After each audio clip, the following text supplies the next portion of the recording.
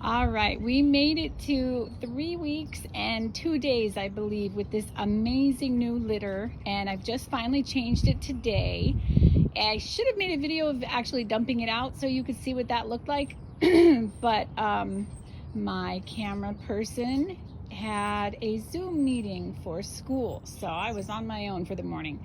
So it never did get mushy. The crystals actually stayed as hard crystals, but the very bottom layer of the litter, it did have urine liquefied all around it. So it was kind of like hard little crystals in some runny, slushy kind of urine. So obviously that bottom layer had completely reached maximum capacity for absorbing the urine.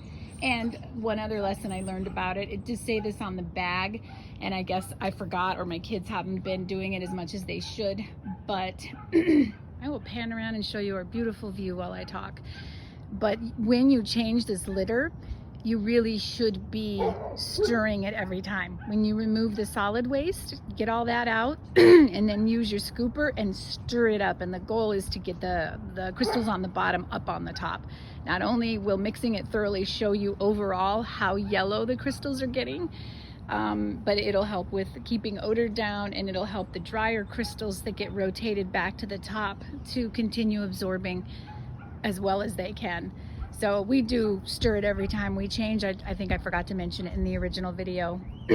So I think I went a little too long, but this is, everyone has to figure out how the litter works for their situation, for the size of your box, for the number of cats using the box. So for 4 kittens about 11 weeks old, using these 2 small boxes, I think probably somewhere around 2.5 to 2 3/4 weeks is probably going to be perfect. I will say though, when I was dumping the boxes out, the urine smell was not bad at all. So the crystals that were still somewhat dry on top were still doing their job with the vapors working their way up. And I didn't know it was time to change it based on any smell that I could smell coming outside the boxes in my house. I just figured time-wise, it's been, a long time. I'm going to change it and see what it looks like. So that's how it went with the amazing litter on my first trial run. Now for actually cleaning the boxes, I've had a couple people ask me how you clean these exactly, just out of curiosity what I do. Normal litter boxes do seem to be made of a heavier duty plastic, and it does seem on the inside, it's probably better made for not absorbing odors.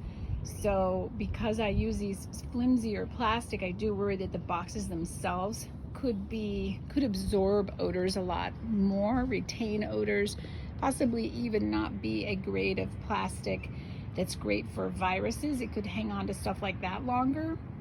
So what I do is every single time we change the boxes, we dump it out into a trash bag, and then we hose it out with our normal garden hose.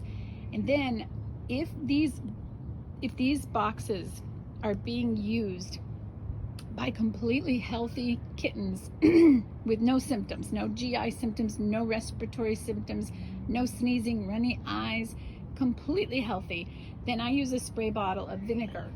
This is just the normal white vinegar. I suppose it's food grade, but it's also sold for cleaning, as a cleaning solution.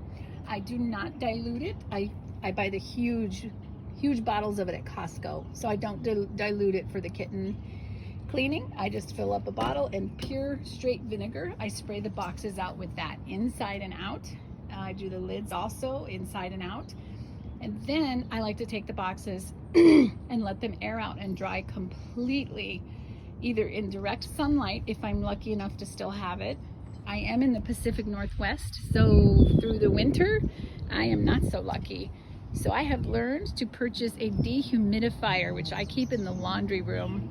And if I do the boxes during rainy season, which is half the year, then I use the dehumidifier, and I set the boxes in that room, and I'll leave them in there for an hour or 2. And I find that each of these methods, the sunshine or the dehumidifier, completely seem to help pull the odor out of the boxes. Now, if I have kittens who have any signs of any type of infection or virus, first of all, they wouldn't be out and around my house yet, because I would not expose my other cats to them. They'd be isolated and quarantined in the laundry room, so no one else would be able to use the boxes. And what I do then is I also keep a spray bottle of rubbing alcohol handy everywhere. I keep one in my bathroom, I keep one in the kitten room, and I try to keep one by the front door. So if there are any symptoms of anything that could be infectious, every time I change the boxes, I use the rubbing alcohol, the isopropyl rubbing alcohol, and I spray the boxes out with that.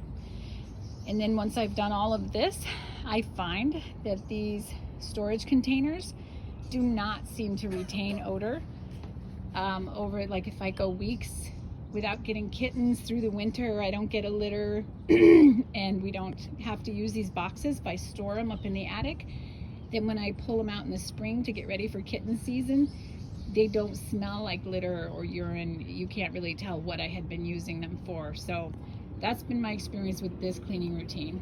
If something happens and we don't stick to this routine, and I try to save the boxes and I pull them out, I can immediately smell what they were used for. And that's the beauty of making my own boxes like this. I just chuck them, just recycle them and buy new ones. They were like $7.99 each. So that's how that works.